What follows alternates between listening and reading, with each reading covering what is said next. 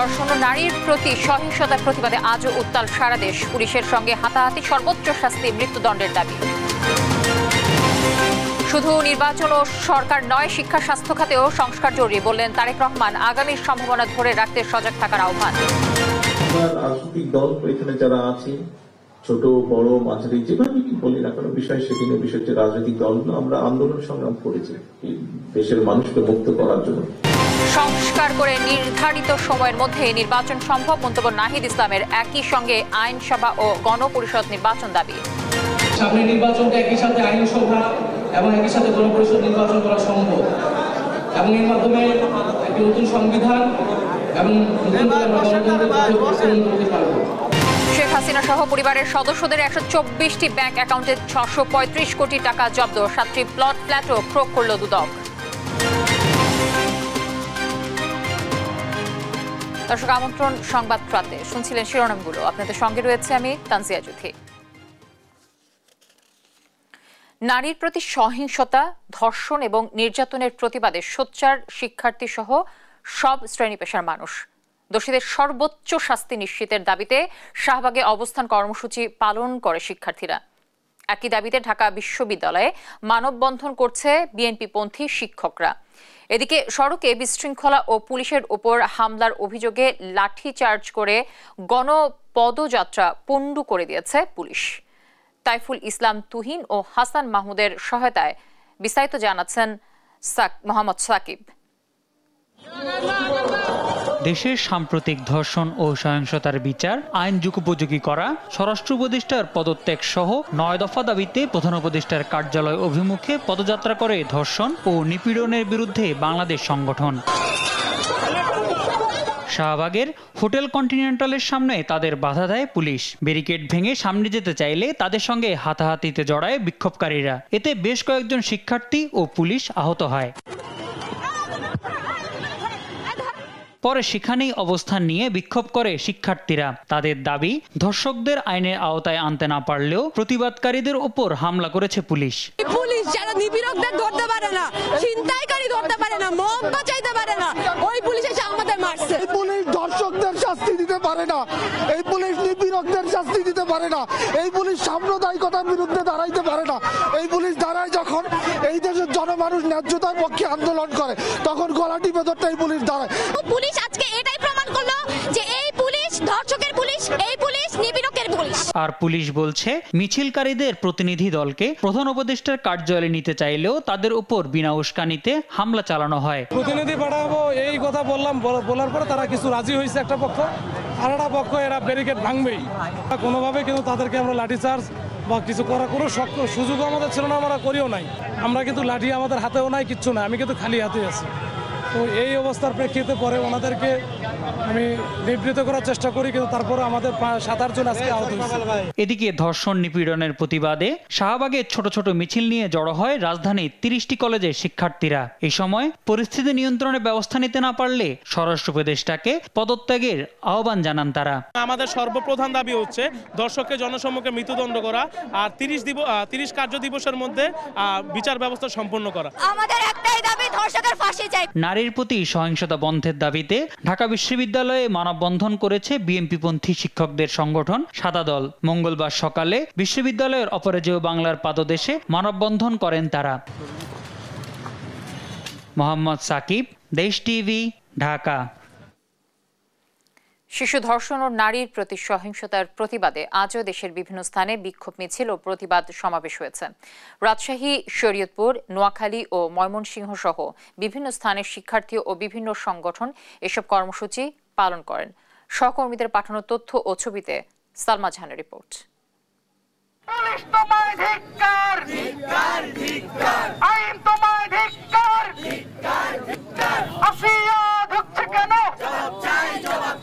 নারীর প্রতি সহিংসতার প্রতিবাদ এবং ধর্ষকের সর্বোচ্চ শাস্তির দাবিতে দেশের বিভিন্ন স্থানে আজও মানববন্ধন ও বিক্ষোভ কর্মসূচি হয়েছে। মঙ্গলবার সকাল 10টায় রাজশাহীর সাহেববাজার 0 পয়েন্টে মানববন্ধন করে বাংলাদেশ মহিলা পরিষদ রাজশাহী জেলা ও বিশ্ববিদ্যালয় শাখা। নারীর প্রতি সহিংসতা রুখতে সরকারকে কঠোর হওয়ার আহ্বান জানান বক্তারা।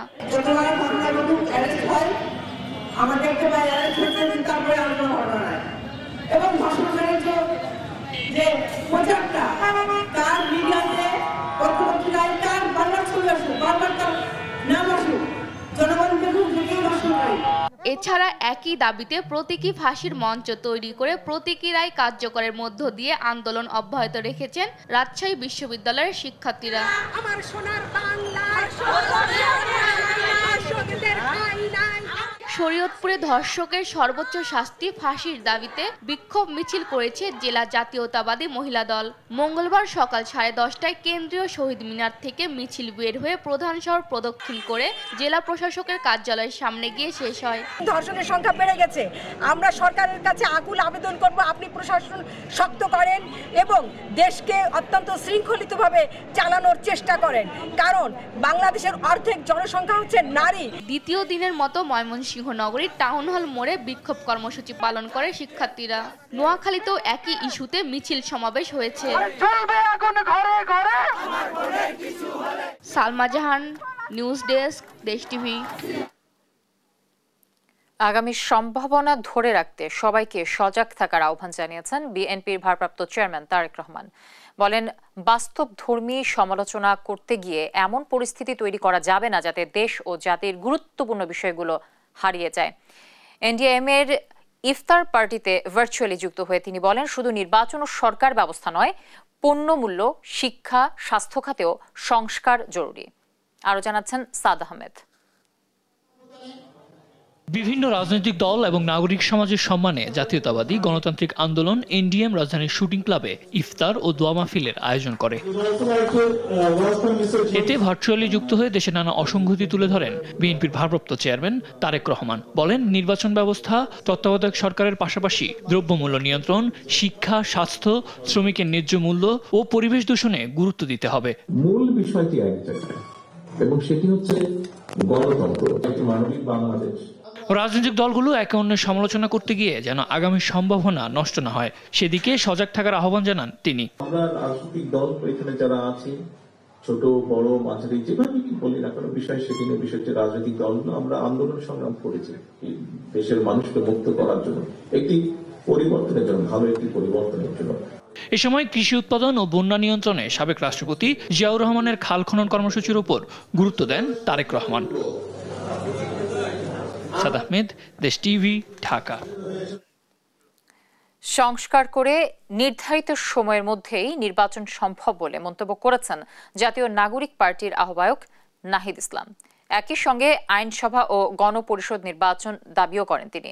মঙ্গলবার রাজধানীর একটি হোটেলে এনসিপির ইফতার মাহফিলে এসব কথা বলেন নাহিদ ইসলাম। নির্বাচনের আগে আইন শৃঙ্খলা পরিস্থিতির উন্নতি জরুরি উল্লেখ করে তিনি বলেন, বাংলাদেশ বিরোধী শক্তি এখনো ষড়যন্ত্র করে যাচ্ছে। বিপদ এখনো কাটে নাই, বাংলাদেশ বিরোধী শক্তিরা এখনো ষড়যন্ত্র করে যাচ্ছে। নির্বাচনের ক্ষেত্রে আমরা বলছি যে সামনে নির্বাচনটা একই সাথে আইনসভা এবং একই সাথে গণপরিষদ নির্বাচন করা সম্ভব, এবং এর মাধ্যমে একটি নতুন সংবিধান এবং করতে পারবো। ফলে এই সকল কিছুই আমরা দ্রুত সময়ের মধ্যে হওয়া সম্ভব বলেও মনে করছি। প্রবাসীদের ভোট দানের জন্য পোস্টাল ব্যালট পদ্ধতি কার্যকর নয়, তাই প্রক্সি ভোটের সুপারিশ করা হয়েছে। মঙ্গলবার সকালে নির্বাচন ভবনে সাংবাদিকদের এ কথা বলেন নির্বাচন কমিশনার আবুল ফজল মোহাম্মদ সানাউল্লাহ। বলেন, প্রবাসীরা নির্বাচনী প্রক্রিয়ায় যুক্ত হলে গণতন্ত্র আরও মজবুত হবে। এইচ হিমেলের সহায়তায় মোহাম্মদ আলাউদ্দিন রিপোর্ট। প্রায় 1,20,00,000 বাংলাদেশি বিশ্বের বিভিন্ন দেশে বসবাস করে থাকে, যাদের বড় অংশ ভোটাধিকার প্রয়োগ করতে পারেন না। এই বিশাল জনগোষ্ঠীকে নির্বাচনী প্রক্রিয়ায় সম্পৃক্ত করা হলে তা গণতন্ত্রকে আরও শক্তিশালী করবে। মঙ্গলবার সকালে আগারগাঁও নির্বাচন ভবনে নির্বাচন কমিশনার আবুল ফজল মোহাম্মদ সানাউল্লাহ সাংবাদিকদের জানান, প্রবাসীদের ভোটদানের জন্য ইতিমধ্যে প্রক্সি ভোট সহ মোট 3টি প্রস্তাবের সুপারিশ করা হয়েছে। ভোটদানের জন্য একটি ওয়ার্কশপের আয়োজন করা হবে। কমিটি 3টি পদ্ধতি সাজেস্ট করেছে।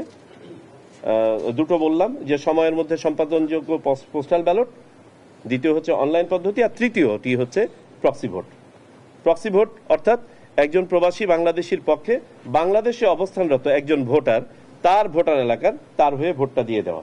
যে একটা ওয়ার্কশপ করা হবে এই প্রস্তাবনার উপর, এই তিনটি পদ্ধতি নিয়েই ওয়ার্কশপটা হবে আগামী 7 এবং 8 এপ্রিলের মধ্যে। নির্দিষ্ট ডেটটা হয়তো আজকালকের মধ্যে আমরা ফাইনাল করব। নির্বাচন কমিশনার বলেন, প্রক্সি ভোটিং চালুর জন্য একটি বিশেষ অ্যাপ তৈরি করা হবে। এই অ্যাপ দিয়ে প্রবাসীরা নিবন্ধন করে নির্ধারিত নমিনির মাধ্যমে ভোট প্রদান করতে পারবেন। প্রবাসে যারা গিয়েছেন তারা তো কেউ এনআইডি নিয়েই গেছেন, তার মানে উনি ভোটার তালিকায় আছেন। আর আমরা 7টা দেশে ইতিমধ্যে 9টা দেশ হয়ে যাবে, 9টা দেশে আমরা ভোটার নিবন্ধন কার্যক্রম চালু করেছি। যারা ভোটার তালিকায় নিবন্ধিত আগে হন নাই এবং এনআইডি কার্ড পান নাই তাদের জন্য এই 9টা দেশে আমরা সেবা চালু করেছি। অদূর ভবিষ্যতে আমরা এই সেবাটা 40টা দেশে সম্প্রসারণ করব। বিদ্যমান পোস্টাল ব্যালট সিস্টেম অচল। এই পদ্ধতিতে বিদেশ থেকে একটি ভোটও কাস্ট হয়নি বলেও জানান তিনি। মোহাম্মদ আলাউদ্দিন, দেশ টিভি, ঢাকা। দুর্নীতির অভিযোগে সাবেক প্রধানমন্ত্রী শেখ হাসিনা এবং তার পরিবার সংশ্লিষ্ট প্রতিষ্ঠানের 124টি ব্যাংক হিসেবে প্রায় 635 কোটি টাকা জব্দ করেছে দুর্নীতি দমন কমিশন। এর মধ্যে শেখ হাসিনার 2 সন্তান সজীব ওয়াজেদ জয় ও সামা ওয়াজেদ পুতুল, বোন শেখ রেহানা ও তার 2 সন্তান ব্রিটিশ এমপি মেয়ে টিউলিপ সিদ্দিক ও ছেলে রদওয়ান মুজিব সিদ্দিক ববির 7টি স্থাবর সম্পদও রয়েছে।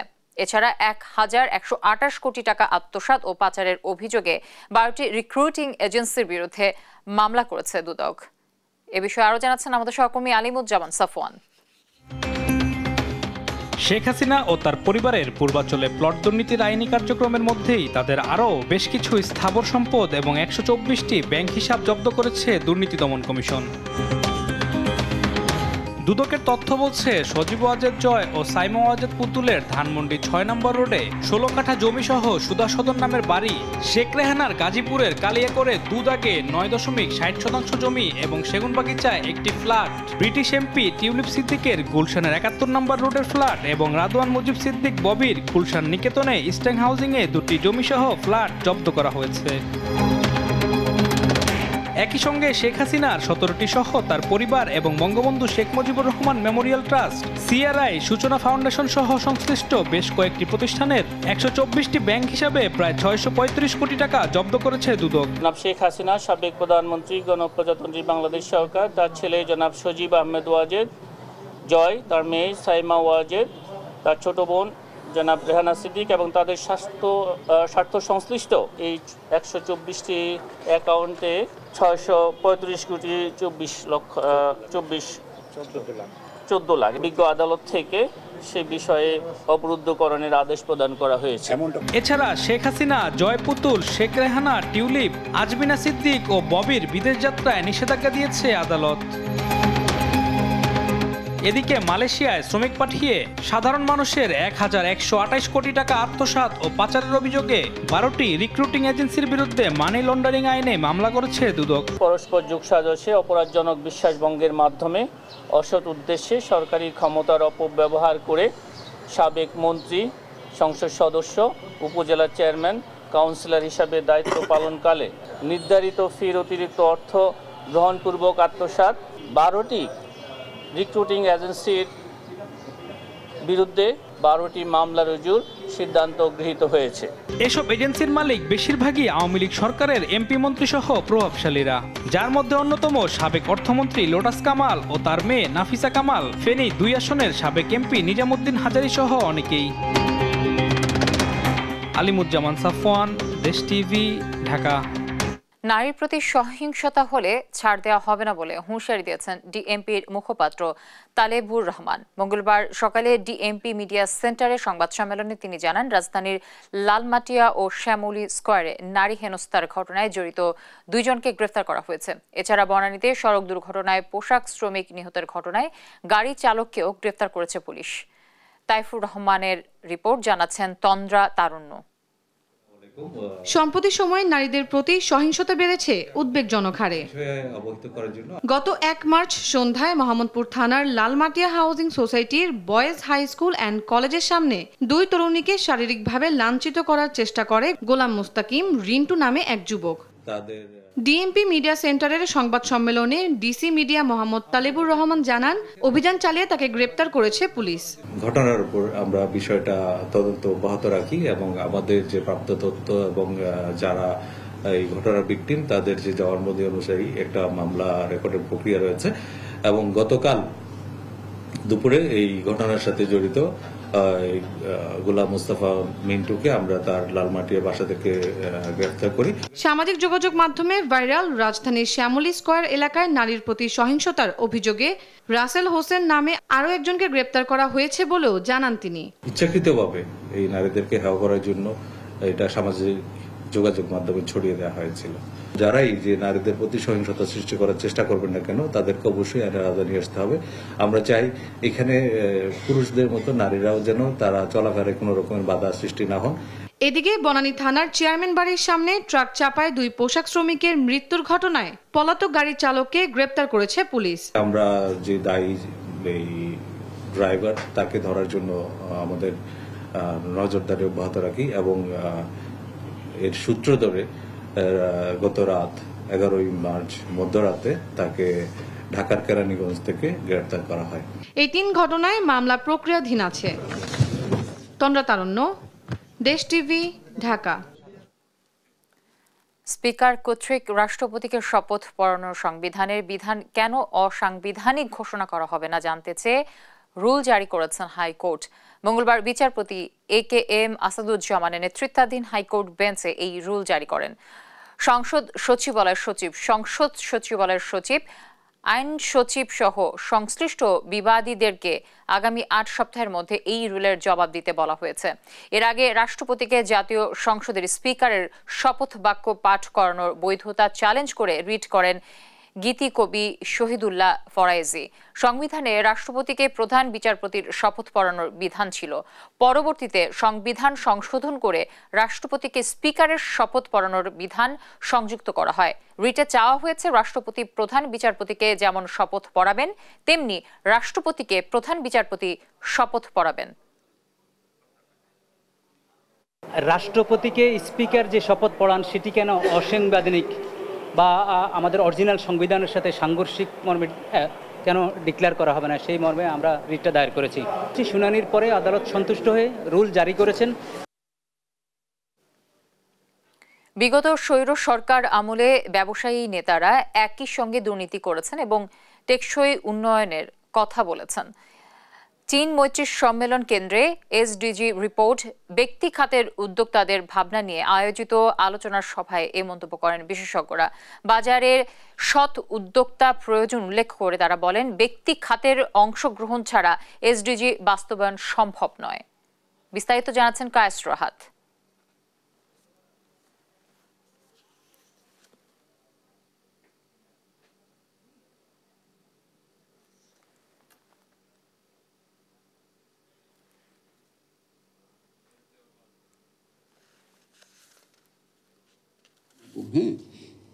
বাংলাদেশ চীন মৈত্রী সম্মেলন কেন্দ্রে জাতীয় SDG রিপোর্ট ভিয়েনার 2025 নিয়ে আলোচনায় নিজেদের নানা চ্যালেঞ্জ ও পরামর্শ তুলে ধরেন ব্যক্তি খাতের উদ্যোক্তারা। বিদেশিরা বাংলাদেশি কোম্পানিতে ইনভেস্ট করে কিন্তু বলে যে সিঙ্গাপুরে রেজিস্ট্রেশন করো, বিকজ দে থিঙ্ক যে এখান থেকে এক্সিটটা ইজি না। বিগত সরকারের আমলে আমরা উই টুক সামথিং, কিছু কিছু প্রজেক্টস নিয়েছে যেটা আসলে না কোনো দরকার হয় না, whereas we should have invested much more in our human resource development. ব্যক্তিখাত ও পরিবেশ বান্ধব শিল্প নিয়ে BKME এর সাবেক সভাপতি ফজলুল হক বলেন, SDG বাস্তবায়নে নানা ফান্ড থাকলেও তা পেতে নির্ধারিত মানদণ্ডে পৌঁছানো কঠিন। অনেক ফান্ড কিন্তু অ্যাভেলেবেল আছে। On paper you will find যে বাংলাদেশ ব্যাংক হ্যাভ $200 মিলিয়ন, অমুকে জাইকার এত ডলার। তো ওই ফান্ডে পৌঁছানোর জন্য যে ক্রাইটেরিয়াগুলো সেট করা হয়েছে সেটা একটা দুরূহ ক্রাইটেরিয়া। বিগত সময়ে ভিয়েনার রিপোর্টে সরকারের হস্তক্ষেপের কথা উল্লেখ করে দেবপ্রিয় ভট্টাচার্য বলেন, বিভিন্ন ব্যবসায়ী সংগঠন মুখে টেকসই উন্নয়নের কথা বললেও দুর্নীতিতে তারাই জড়িত ছিল। তাই ব্যক্তি খাতে সৎ উদ্যোক্তা ও জবাবদিহিতা জরুরি বলে জানান তিনি। প্রতিযোগিতামূলক বাজার অর্থনীতি গড়তে হলে তাহলে একই রকমভাবে সৎ উদ্যোক্তা এবং একই রকমভাবে সৎ উদ্যোক্তাদের প্রতিষ্ঠান দরকার। ওই প্রতিষ্ঠানগুলো নেতৃত্বের ভিতরে ছিল, তারা দুর্নীতি করেছেন, আবার একই সাথে যখন তারা টেকসই উন্নয়নের কথা বলেছেন, এটা তো খুবই ইংরেজিতে হলো বলে, বাংলায় কি হয়, ফাঁকা বুলির মতো শোনা গেছে। দেশে সবুজ শিল্পায়নে অর্জন থাকলেও তার স্বীকৃতি নেই বলে আক্ষেপ জানান ব্যবসায়ী প্রতিনিধিরা। টেকসই উন্নয়ন লক্ষ্যমাত্রা অর্জনে সরকার ও ব্যক্তি খাতের সমন্বয়ের তাগিদ দেন বিশেষজ্ঞরা। এবং কার্বন কিভাবে অফসেট করছি। কায়েস রাহাত, দেশ টিভি, ঢাকা। এবছর সর্বনিম্ন 110 ও সর্বোচ্চ 2,805 টাকা ফিতরা নির্ধারণ করেছে ইসলামিক ফাউন্ডেশন। মঙ্গলবার সকালে ইসলামী ফাউন্ডেশন সভা কক্ষে জাতীয় সাদকাতুল ফিতর নির্ধারণ কমিটির সভা শেষে এ তথ্য জানান বায়তুল মোকাররম জাতীয় মসজিদের খতিব মুফতি মাওলানা আব্দুল মালেক। জানান, দেশের বিভিন্ন বাজার থেকে প্রাপ্ত গম, আটা, যব, খেজুর ও পনিরের দাম বিবেচনায় নিয়ে এর সিদ্ধান্ত নেওয়া হয়েছে। কেউ যদি নিজ এলাকার স্থানীয় বাজার মূল্য অনুযায়ী ফিতরা আদায় করে তাতেও কোনো সমস্যা হবে না। দেশের বিভিন্ন অঞ্চল থেকে উন্নত মানের গম, আটা, যব, খেজুর, কিশমিশ ও পনিরের খুচরা ও পাইকারি স্থানীয় বাজার দর যাচাই করে সাদাকাতুল ফিতরের হার নিম্নরূপে নির্ধারণ করা হলো। সর্বনিম্ন বলতে গমের হিসাবটা গম আটার হিসাবে করলে সর্বনিম্ন হবে সেটা 110 টাকা, আর পনিরেরটা সর্বোচ্চ হয় সেটা হলো 2805 টাকা। বাকি স্থানীয় বাজার দর হিসাবে যদি কেউ আদায় করে তার সাদাকাতুল ফিতর আদায় হয়ে যাবে। এটা খুব গুরুত্বপূর্ণ একটা নোট।